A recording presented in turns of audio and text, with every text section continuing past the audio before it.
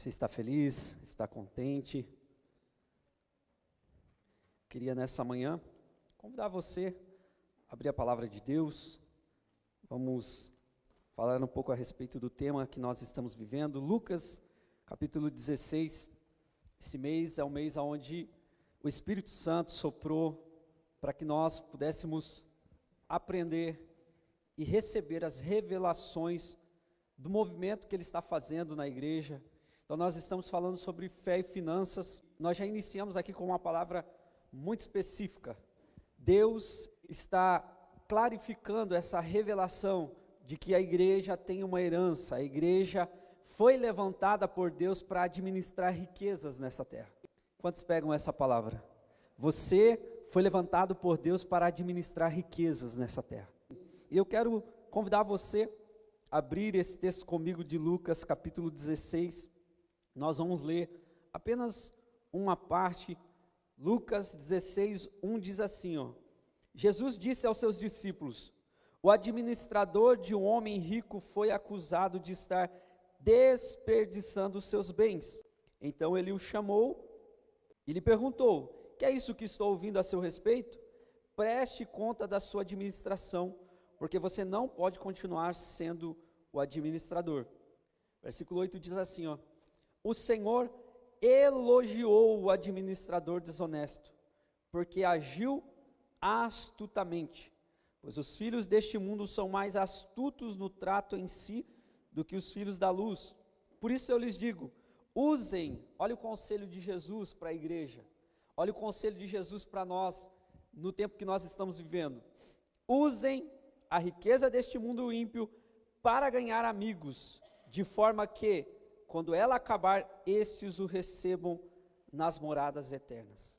Nós ouvimos já várias palavras liberadas aqui. O pastor falou que ele se fez pobre para que agora pela fé nós fôssemos enriquecidos em tudo.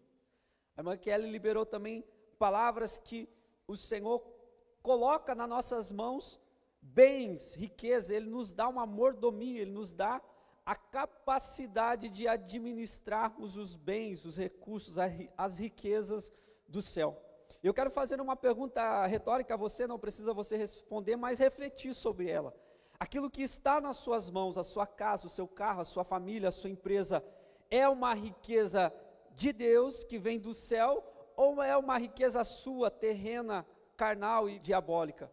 Nós precisamos ter essa pergunta respondida claramente dentro de nós, que aquilo que nós temos, que aquilo que nós somos, que a nossa casa, a nossa família, a nossa empresa, o nosso carro, é um recurso, é uma riqueza proveniente do nosso Pai, proveniente dos céus, amém? Então, quando nós temos essa clareza, nós precisamos entender e agir e viver de acordo com isso. O que eu quero dizer? Eu quero dizer que você precisa aprender a administrar as riquezas que são do céu com palavras dos céus, amém? Com palavras que vêm de Deus. Você pode sim estudar, conhecer, você pode sim buscar os melhores conhecimentos dos homens, dos empresários, daqueles que fazem cursos. Isso é bom, eu também faço, mas em primeiro lugar você precisa entender que o Espírito Santo é o que te guia, que o Espírito Santo é o que te ensina, que o Espírito Santo está com você para te ajudar nessa tua administração, para que isso que está nas tuas mãos multiplique e venha alcançar o maior número de pessoas para Deus, amém? Quantos dão glória a Deus por isso? E um dos segredos da prosperidade está aqui, você leu o texto comigo. Jesus está usando uma parábola para que o povo da época entendesse, e ele então aplica um princípio, ele aplica uma lição, ele dá um segredo, e o segredo é: usem a riqueza deste mundo para que vocês possam ganhar amigos, de forma que quando ela acabar, estes o recebam nas moradas eternas. O que Jesus está querendo dizer? Aplique o teu coração naquilo que agrada o coração de Deus. E o que agrada ao coração de Deus é você conseguir ganhar amigos, não para você, mas amigos aonde um dia você e ele estarão juntos na presença do Pai por toda a eternidade, vivendo com ele maravilhas, amém? Então você precisa aplicar o teu coração, os teus recursos, as tuas riquezas, a sabedoria naquilo que agrada o coração do nosso Pai. E o que agrada o coração do Pai é pessoas na presença de Deus. Dito isso, eu queria entrar um pouquinho no contexto desse texto. Eu não sei se você já leu, mas o contexto desse texto é uma parábola que Jesus está dizendo algo para exemplificar e aqueles que estão ouvindo ele entender como funciona o reino. Essa é uma parábola chamada de parábola do reino. A parábola do reino, ela traz a revelação daquilo que a igreja hoje está e precisa viver. Como igreja, nós estamos aqui para viver os princípios do reino, para viver os princípios dos céus e principalmente para administrar, governar juntamente com Cristo. Ouça o que eu vou dizer, você não é um qualquer nessa terra, você foi escolhido, você foi chamado para governar juntamente com Cristo. Será que tem alguém que acredita nessa palavra nessa manhã? Você foi chamado para reinar juntamente com Cristo nessa terra. E o Senhor colocou dentro de você algumas habilidades, algumas capacidades. Jesus então está ilustrando isso. E Jesus conta essa parábola desse homem que não está administrando de forma correta. Então, aquele senhor diz assim: você não vai mais administrar os meus bens. E aquele homem então tem uma virada de chave. Se você continuar o texto começa dizendo que ele está sendo infiel na administração, mas quando o administrador dele chega até ele e fala que ele vai ser despedido, qualquer um de nós aqui em plena consciência já ficaria depressivo. Poxa, agora vão me mandar embora da empresa, vão me mandar embora do meu trabalho, e agora o que eu vou fazer? Acabou a minha estabilidade, o que eu vou fazer? Aquele homem rapidamente mudou a chave dentro dele. Aquele homem então reconhece que está fazendo algo errado na sua administração, e ele diz: então, eu vou virar a chave, eu vou mudar a minha mentalidade rápido, eu vou ter um arrependimento aqui. E então ele chama os credores do seu senhor e perdoa metade da dívida, do outro perdoa uma parte da dívida. Então ele chama aqueles homens e perdoa a dívida deles. Olha só, ele está dizendo assim: eu vou perdoar a tua dívida, para que quando o meu senhor me mandar embora, vocês me recebam em suas casas, ou seja, eu vou ter comunhão com vocês. Aquele homem então virou rapidamente o pensamento dele e agiu astutamente. A palavra no original é a palavra prônimos, que não é apenas astutamente, mas é sabiamente e prudentemente. E Jesus então vira para os seus discípulos e diz assim: façam como este homem fez, hajam astutamente ou sabiamente, prudentemente a respeito da administração que vocês têm no reino de Deus. Sabe, às vezes a gente quer sair pela culatra, a gente quer jogar a nossa responsabilidade para o nosso Deus, para o nosso Pai. A gente fala assim: seja o que Deus quiser, está na mão de Deus, e Deus está dizendo ao contrário: não filho, eu coloquei nas tuas mãos para que você administre. Amém? E eu já fiz mais, eu coloquei dentro de vocês o meu Espírito que governa juntamente com vocês, que dá sabedoria, que dá direção, que dá a indicação daquilo que vocês têm que fazer. Você lembra da parábola dos talentos? A um Deus, ou melhor, aquele senhor deu 5 talentos, a outro deu 2 talentos, a um deu 1 talento, e a Bíblia diz assim, que deu conforme a capacidade de cada um. Sabe o que diz o texto original? Essa palavra no texto original é a palavra idios dinamis. Capacidade de cada um no original é idios dinamis, que significa segundo a força peculiar de cada um. Ouça o que eu quero dizer, isso vai virar uma chave dentro de você. Deus, ainda antes de você ser formado no ventre da tua mãe, já colocou dentro de você uma força, uma capacidade administrativa a respeito das riquezas dos céus. E nesses últimos dias, Deus está trazendo a revelação, a clareza de quem de fato nós somos. Porque o homem, depois da queda de Adão, o homem ele ficou destituído dessa revelação, dessa glória. Então ele passou a trabalhar segundo o suor do seu rosto. Mas ouça o que eu quero lhe dizer para você: Deus não está ainda imputando essa maldição sobre você. Deus agora em Cristo Jesus nos levou de volta para o lugar a qual Ele nos criou, nos chamou para ser. Deus quer que eu e você venhamos administrar as riquezas dos céus sem nenhuma dor, sem nenhuma maldição, mas tendo a bênção, a graça do Senhor sobre nós. Amém? Então o Senhor está nos levando de volta para este lugar, um lugar onde nós podemos administrar as riquezas dos céus com aquilo que Deus já colocou dentro de nós. É uma habilidade, é uma capacidade peculiar. Então nós não podemos fazer plágios, ou nós não podemos fazer cópias. Não. Deus já colocou algo dentro de você que é peculiar, e Ele quer usar a sua vida, para que Ele possa colocar riqueza nas tuas mãos, para que você possa alcançar o maior número de pessoas possíveis, com aquilo que Ele colocou dentro de você. E nós precisamos acordar, ou ter essa clareza para isso. Deus nos últimos dias prometeu um avivamento. Deus nos últimos dias prometeu levar a igreja a lugar aonde ela nunca foi. E Deus nesses últimos dias está contando com você, está contando com cada um de nós. Nós precisamos chamar a responsabilidade e dizer: Deus, se o Senhor tem, então eu quero. Se o Senhor verdadeiramente tem toda essa riqueza, eu estou aqui para fazer aquilo que o Senhor quer que eu faça. Então pare de eximir-se dessa responsabilidade. Olha só, aqueles homens que receberam os talentos, um recebeu 5 talentos, outro recebeu 2 talentos, outro recebeu 1. Os 2 primeiros que tinham recebido 5 e 2, eles saíram a negociar e multiplicaram os seus talentos. Agora, o que recebeu 1 talento também tinha capacidade como os demais, mas o que ele fez? Ele estava ainda debaixo da maldição, da síndrome do Adão caído. Qual era essa maldição? Qual era essa síndrome? Primeiro, ele teve medo.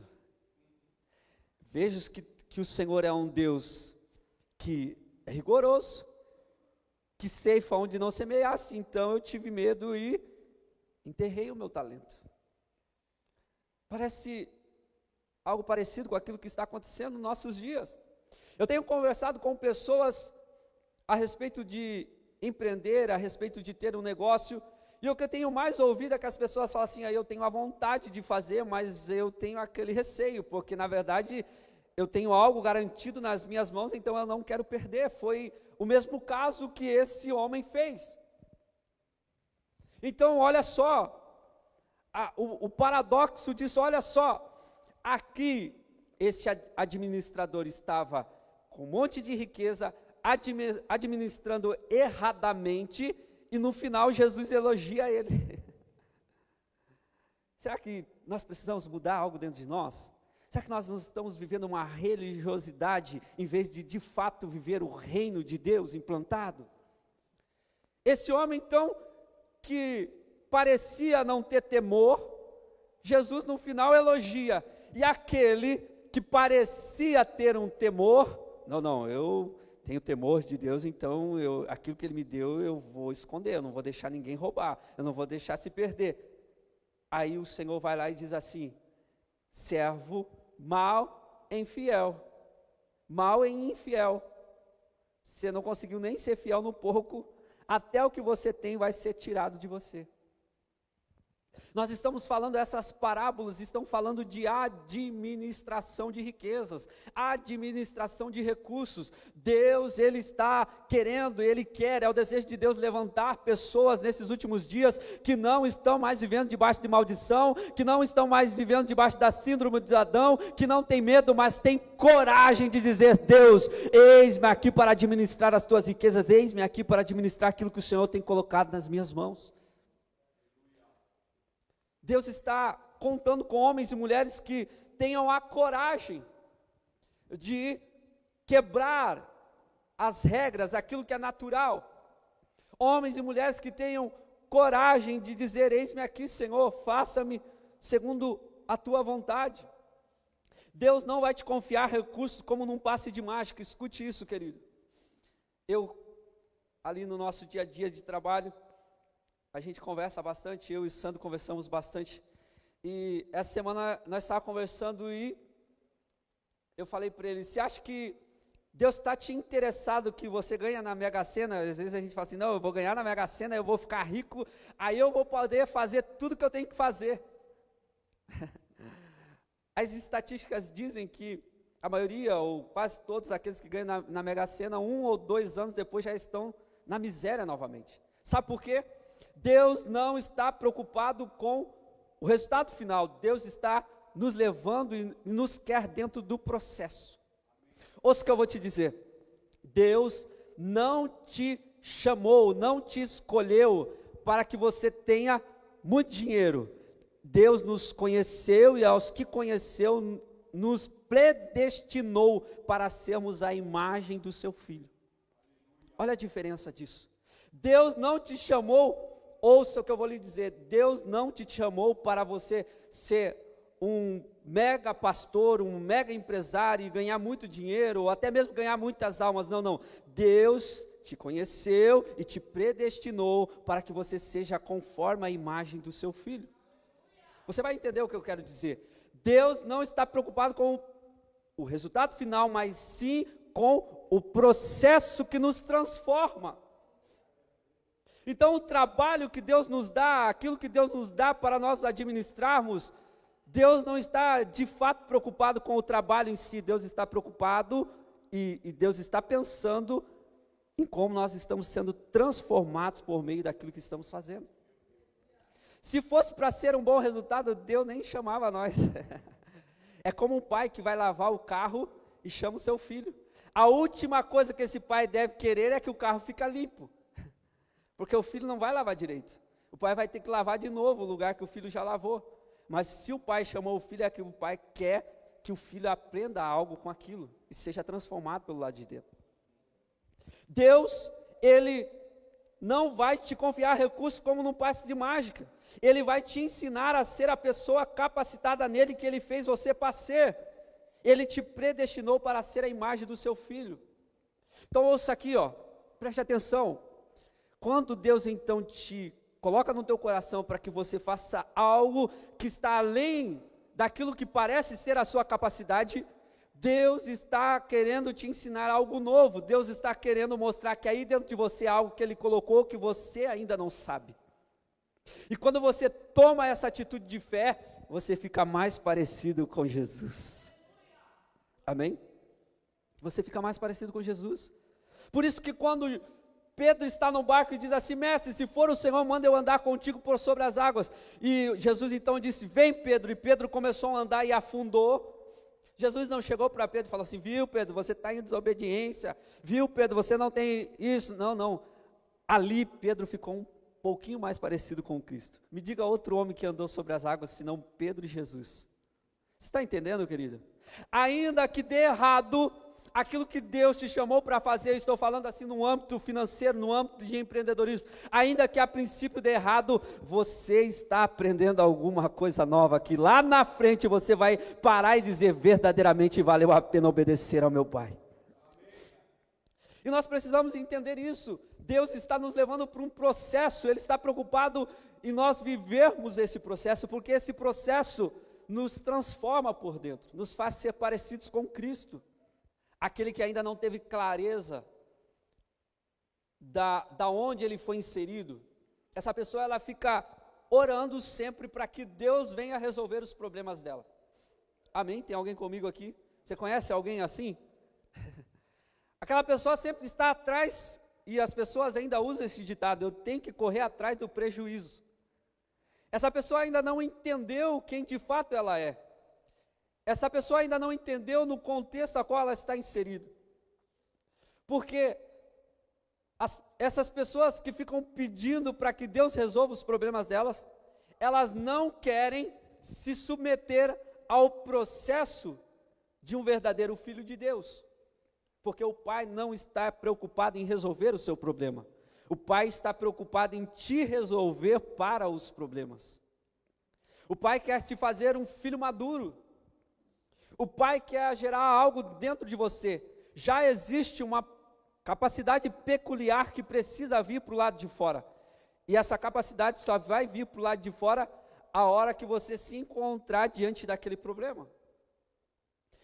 Eu tenho testemunhos, eu acredito que você já teve testemunho de pessoas que falaram assim: de fato, eu não sei como que eu passei por esse problema e venci. De fato, eu não sei como que eu paguei todas essas contas. De fato, eu não sei como que eu saí dessa.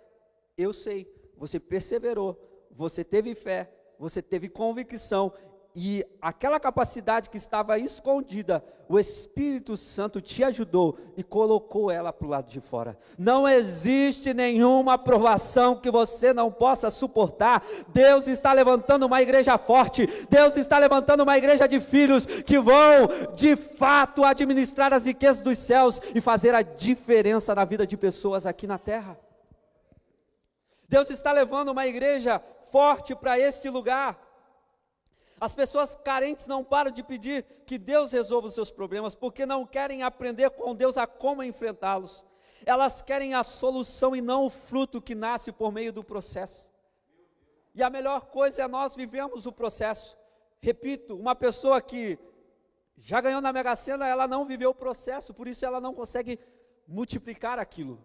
Agora, uma pessoa que ela viveu o processo, ela não vai perder, ela sempre vai multiplicar, ela sempre vai estar multiplicando, e Deus nos chamou para multiplicar, Deus nos chamou para multiplicar tudo aquilo que vem nas nossas mãos. Muitos querem um Deus que resolve os seus problemas e não um pai que ensina a sermos filhos completos e capazes nele. Escute, ele nos conheceu e nos predestinou para sermos a imagem do seu filho. Quantos aqui creem que Jesus era capacitado em todas as áreas da sua vida? Jesus era pleno, e Ele está nos levando para este lugar. O fato é que Jesus, por não ter pecado, por não nascer debaixo de pecado, Ele já tinha essa plenitude, Ele já tinha todas essas capacidades expostas do lado de fora, mas Ele falou: agora eu estou fazendo um novo homem, uma nova criação, agora em Cristo Jesus, Ele está nos levando para este lugar de volta. Já existe, porque aquilo que corre dentro de nós, a vida que está dentro de você, de fato não é a sua vida, mas é a vida de Cristo que está agora dentro de nós. Então nós não podemos ter essa mentalidade de: eu não posso, eu não consigo, eu tenho medo, e se acontecer isso, e se acontecer aquilo outro. Ouça, você é a pessoa que está ali, para que se tudo der errado, você resolva, juntamente com Cristo Jesus. Sabe o que está acontecendo hoje? Eu vou dar só um extrato aqui. Às vezes Deus coloca uma pessoa em determinado lugar, seja numa família, seja numa empresa, seja numa escola. Aí, aquele lugar lá começa a viver uma decadência, uma turbulência, começa a falir. Aí a pessoa carente, que se diz crente, ela fala assim: não, eu tenho que sair agora desse lugar, porque esse lugar... E alguns ainda contam o testemunho de dizer assim: Deus me livrou de lá, porque eu estava falindo e Deus me sacou antes. Meu filho, minha filha, você é o filho de Deus naquele lugar para mudar o destino. Ele nos predestinou para ser a imagem do seu filho. O que Jesus fazia quando ele soube que na terra de Gadara existia um demoniado gadareno que estava amedrontando todo mundo, que estava acabando com todo mundo, Jesus bateu no peito e disse: nós vamos para lá mudar a história daquela cidade. É isso, é este lugar que Deus está nos levando. O problema não é o muito dinheiro ou a falta dele. O problema não é o dinheiro. Às vezes nós pensamos que riqueza é dinheiro, não tem nada a ver. Põe na tua cabeça: dinheiro é apenas um papel, é uma ferramenta, é uma moeda de troca. Assim como a enxada é uma ferramenta que pode levar o almoço para sua casa, o dinheiro também é. O dinheiro é uma ferramenta, é uma moeda de troca, mas a riqueza é a capacidade administrativa que Deus nos deu. É a capacidade de multiplicação que já existe dentro de você. É ter a consciência do Filho de Deus que você é.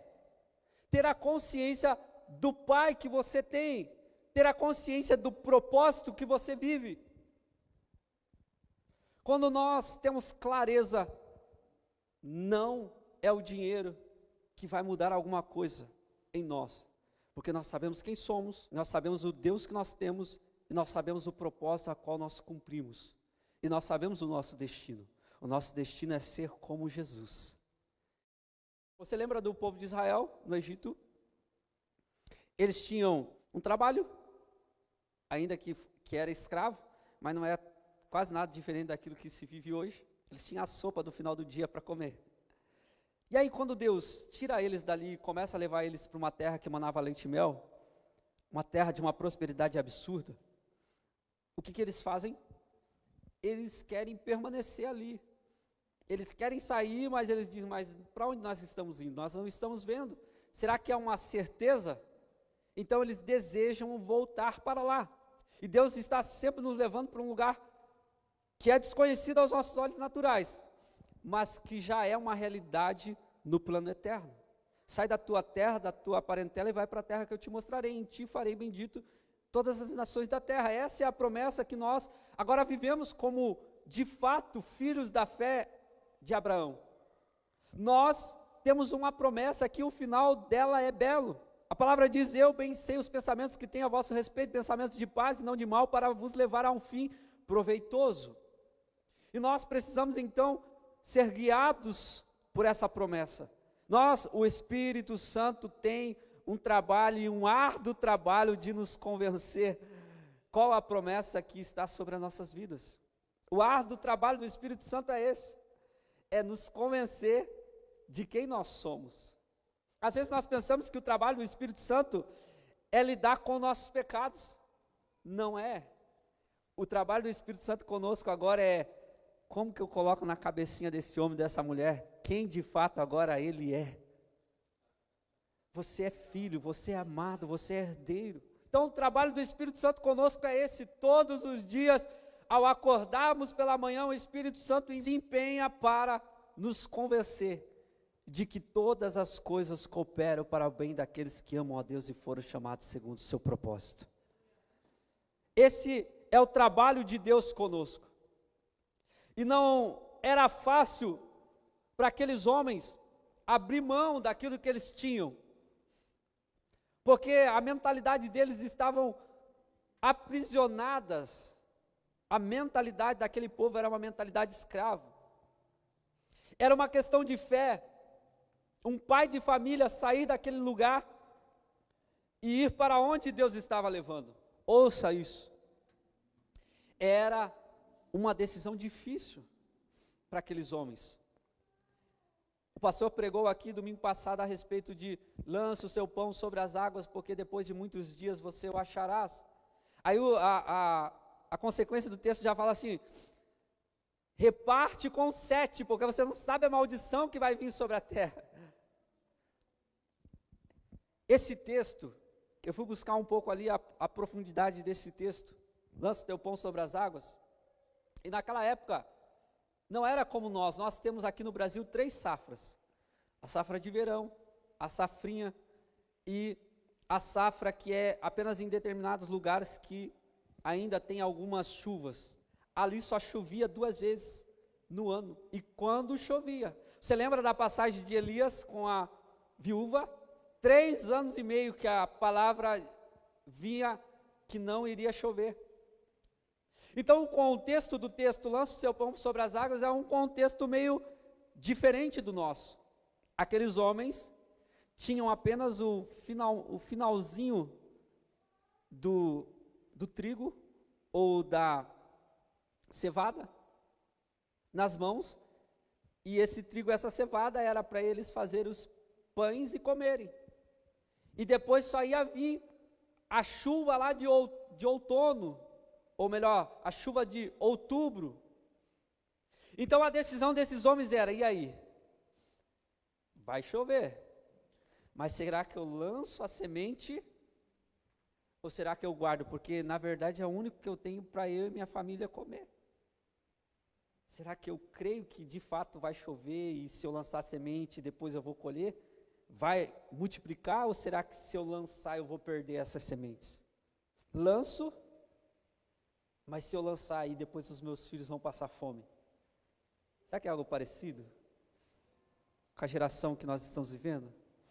Mas e se eu tomar essa decisão? E a promessa de Deus era: lança porque vai haver multiplicação, mas eles ficavam ainda indecisos, e será que eu lanço? Sabe qual é a palavra de Deus para nós? Ainda que você tenha que passar uns dias de jejum, sem comer, apertado, mas vale a pena obedecer ao Senhor, vale a pena crer naquilo que Deus está fazendo. Nós temos recebido mensagem após mensagem, mas qual é a resposta que nós estamos dando? Será que é uma resposta favorável ou será que nós temos ficado com medo? Lança o teu pão sobre as águas, porque depois de muitos dias o acharás. Não era nada fácil.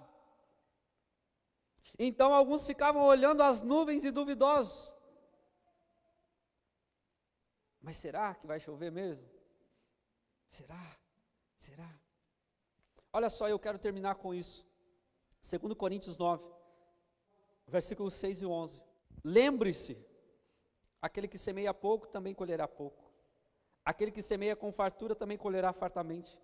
Cada um dê conforme determinou em seu coração, não com pesar ou por obrigação, pois Deus ama quem dá com alegria. E Deus é poderoso para fazer que lhe seja acrescentada toda a graça, para que em todas as coisas, em todo o tempo, tendo tudo o que é necessário, vocês transbordem toda boa obra. Como está escrito: distribuiu, deu os seus bens aos necessitados, a sua justiça dura para sempre. Aquele que supre a semente ao que semeia, e o pão ao que come, também lhe suprirá e aumentará a semente e fará crescer os frutos da sua justiça. Vocês serão enriquecidos de todas as formas, para que possam ser generosos em qualquer ocasião, e por nosso intermédio, sua generosidade resulte em ações de graças a Deus. Ouça, eu tenho convicção no meu coração que o apóstolo Paulo aqui está olhando para o texto lá de Eclesiastes: lança o teu pão sobre as águas. Aí Paulo lembra desse texto e olha para a igreja e diz assim: tem um monte de gente aqui olhando para a nuvem. Tem um monte de gente que só tem um pouquinho de semente na mão, mas ainda está pensando se vai fazer um bolo para comer ou se vai plantar. Ouça o que eu quero dizer para você. Essa palavra aqui, ela não é aplicável apenas para o momento da oferta e do dízimo aqui. Também é nesse contexto, mas escute, ela está falando de nós tomarmos uma posição de fé naquilo que Deus está nos chamando.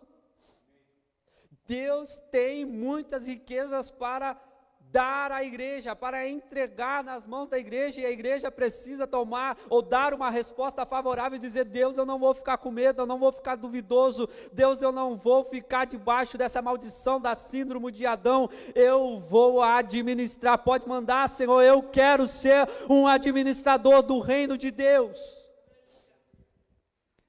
Saiba de uma coisa, quando você toma essa decisão, vai ser um caos, que você vai ter um monte de problema para solucionar. Mas você entenda, é isso, o reino de Deus é isso. Vai ter um monte de problema, administrador é isso, é resolver problema. Quanto maior é o número de problemas, mais recursos você vai ter. Maior número de problemas, maior é o que? Ninguém sabe. Maior é o que? Serve. O que esse texto está dizendo? Maior é o que serve, ou seja, quanto mais pessoas você está servindo, quanto mais problemas você está solucionando, você está sendo o maior, não o maior assim, que legal, ele é o maior. Não, você está mais, como diz a palavra, se lascar, vem de você pegar uma árvore assim e ir tirando as lascas. Isso é o reino de Deus. Você acha que os apóstolos, eles se entregavam, por quê? Porque eles entenderam isso. O apóstolo Pedro, quando a gente estuda um pouco ali a história, ele diz assim: não, eu não sou digno de ser crucificado como Jesus foi, eu quero de cabeça para baixo, porque ele disse: farão obras maiores. Obras maiores não é que, obras maiores significa que Deus tem muito mais para entregar, e Deus vai entregar na mão daqueles que querem realizar, que querem administrar, que querem perder a sua vida por amor daquilo que Deus está fazendo nesse tempo. Então o segredo do reino é esse: Deus nos chamou para nós, independente das circunstâncias do lado de fora, continuarmos cumprindo o nosso propósito, debaixo de chuva ou debaixo de sol, no verão ou no inverno, não importa. Nós precisamos continuar plantando, nós precisamos continuar crendo, nós precisamos continuar dizendo: Senhor, eu quero. Será que tem alguém aqui nessa manhã que pode fechar seus olhos, levantar as suas mãos e dizer: Senhor, eu quero continuar, Senhor. Os recursos que Deus tem colocado em nossas mãos é para o cumprimento do propósito, e quanto mais sabiamente nós o administramos, Deus concederá ainda mais. E nessa manhã eu convido você a dar uma resposta favorável ao chamado que Deus te deu. Use de forma estratégica, com muita sabedoria, o que Deus tem entregue em suas mãos. Deus quer uma multiplicação. Escute essa palavra: Deus está liberando sobre essa igreja uma nova etapa de multiplicação. A multiplicação está se acelerando no nosso meio, não tem mais como voltar atrás, só há uma possibilidade: ir adiante, ir à frente, ir para o alto. Há um novo nível sendo liberado de multiplicação sobre a tua vida. Será que alguém crê nessa palavra nessa manhã? Será que alguém pega essa palavra nessa manhã? Nós estamos indo para um lugar, aonde Deus está nos levando.